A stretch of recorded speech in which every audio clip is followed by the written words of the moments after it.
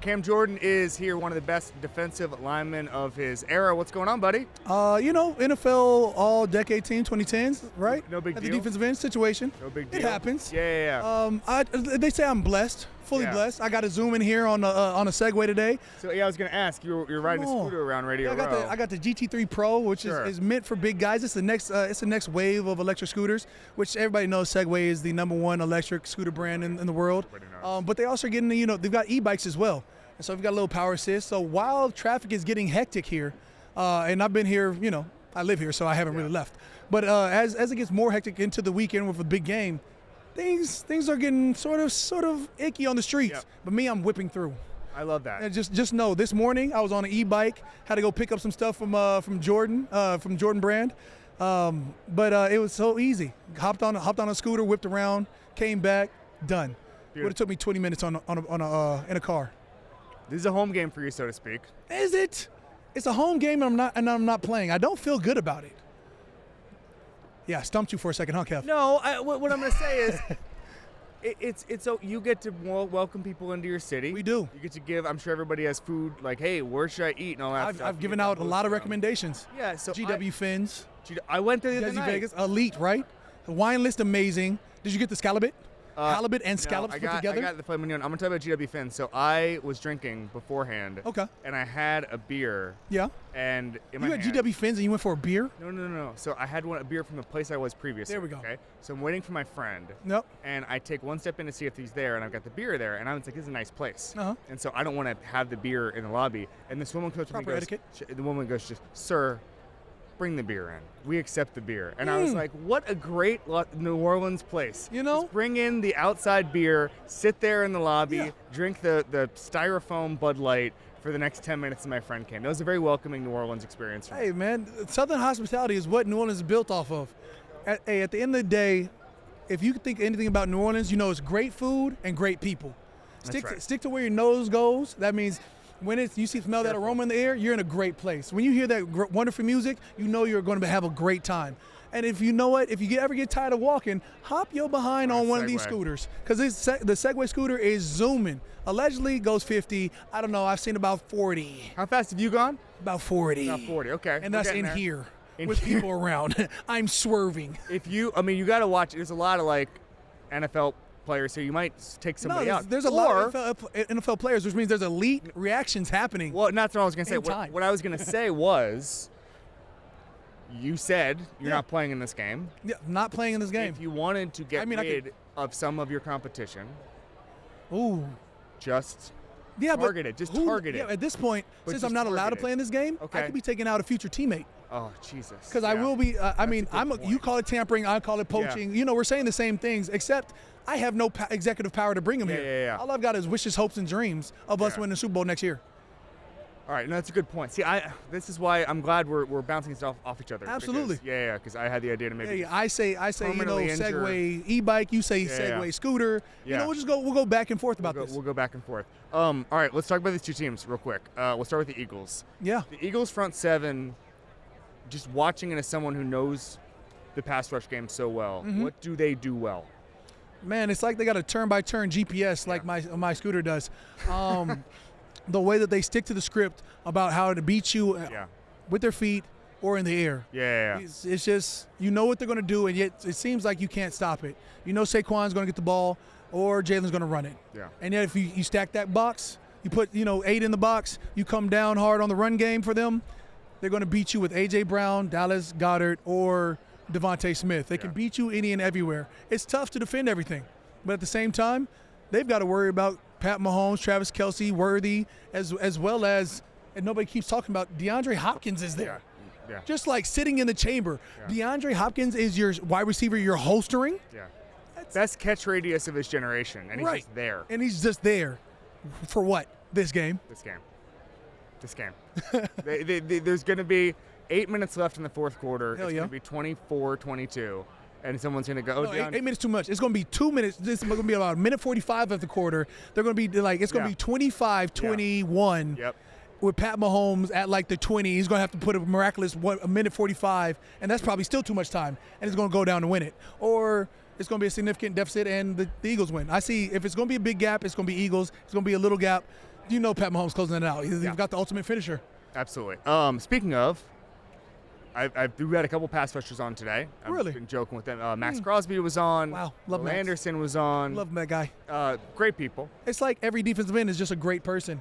Seems like I'm biased, but I don't feel like it. I mean, you've never been league? Like in the league. I've never. I don't know. Myles Garrett's a good person.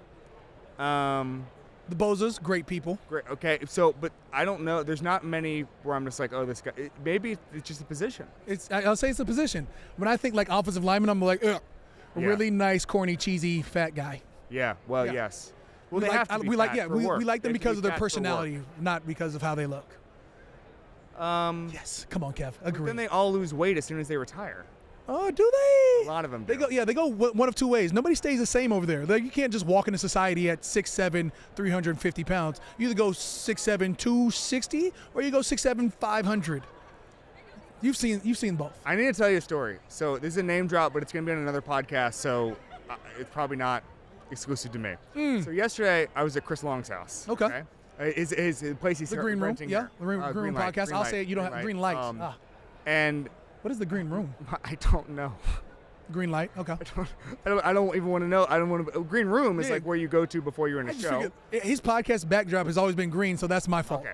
And so somebody was like, Vince Wilfork is here at this house. Yeah. And I'm expecting like, well, maybe he's like got a content deal with Chris, or he's staying there for the week, or whatever it is, or he's somehow gotten in Chris's crew. And I come to find out that Vince came over to do an interview at like noon.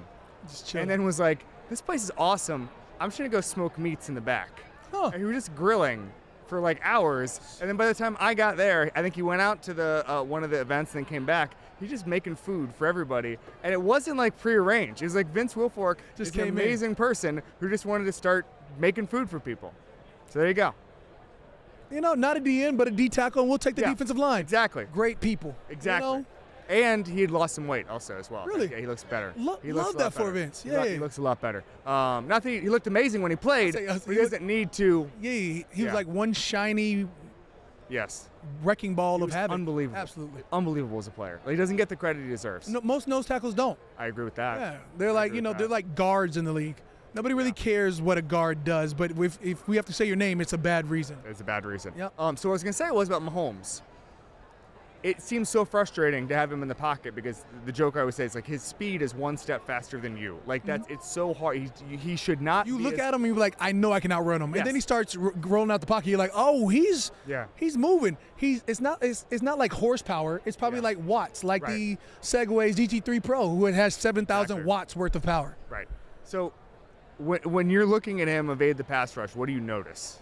Man, I've been able to wrap him up a few times, and I've yet to sack him. So as he's falling, he's doing some like left-hand toss, right-hand overthrow, a layout.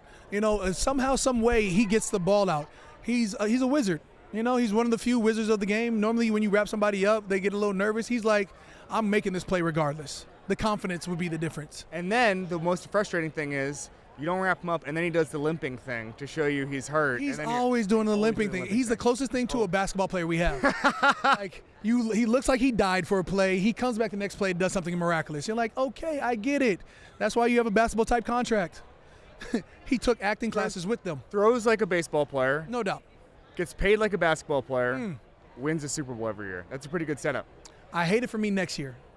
But, I mean, he can win one this year, and then next year he'll lose it. So it's fine. One quick one for you. We do something. Saints. All right, so we do something called badasses. Leading the way. We do something called badasses. Yes. Most badass player you ever played with. Who are you going with? Outside of myself, Jonathan Vilma. Yeah. DeMario Davis. DeMario Davis was at Super Bowl opening night the other night. I've seen him put a hit out on some running backs, and I was like, did somebody put a hit out on these running backs? Yeah. I've seen him come downhill and literally obliterate a running back at Tampa Bay with Tom Brady there. I think it might have been Leonard Fournette. Yeah. Honestly. And get a flag, and it didn't turn him down. It was like whatever it was, whatever that illegal contact is, where he just hit somebody too hard, right? Whatever rules, the NFL is always trying unnecessary roughness, which is how's that a thing? Yeah. It's all necessary. Exactly, like all necessary. It's necessary evil to play football. Yeah. If you want me to be a defender, I have to be unhinged. I agree. Anyways, so he makes this hit, gets unnecessary roughness on this running back who was coming downhill, but he clobbered him. Next play, he said, you haven't seen nothing yet. And I'm looking, I'm like, where are we going from here? 'Cause you decimated this person. You got him. Bro, like 2 plays later, he comes down over the middle. If it was a decimation that happened here, it was a vaporization that happened in the next play. Yeah. And I'm like, oh, that's the way we do business. I was like, charge it up to the game, bro. I'll split the fines with you. I don't think he got fined because it was a perfect hit. It was like helmet to chest, in your face, boom, take this DeMario Davis all the way down to the ground. Incredible. He blessed somebody. And that's why he's like part pastor. He likes to bless people. Me, I got to go to a darker place. I'm just trying to choke somebody out. I said it and I meant it. It takes every all time. kinds. Yeah. It takes all kinds. I bring my hands to work every day, just like I put both hands on this Segway scooter. What else do we know about Segway? Come on, think about it. It's got that turn by turn, just like on your GPS on a car, telling you where to go. It's giving you all the directions that you need to. We're zooming here. Again, 7,000 watts of power. We've got the kickstand, of course, right? But beyond that, this thing's smart. When you walk away, it locks itself. It pretty much takes care of me. I don't know if I take care of it. Thank you, Bijan. Indeed.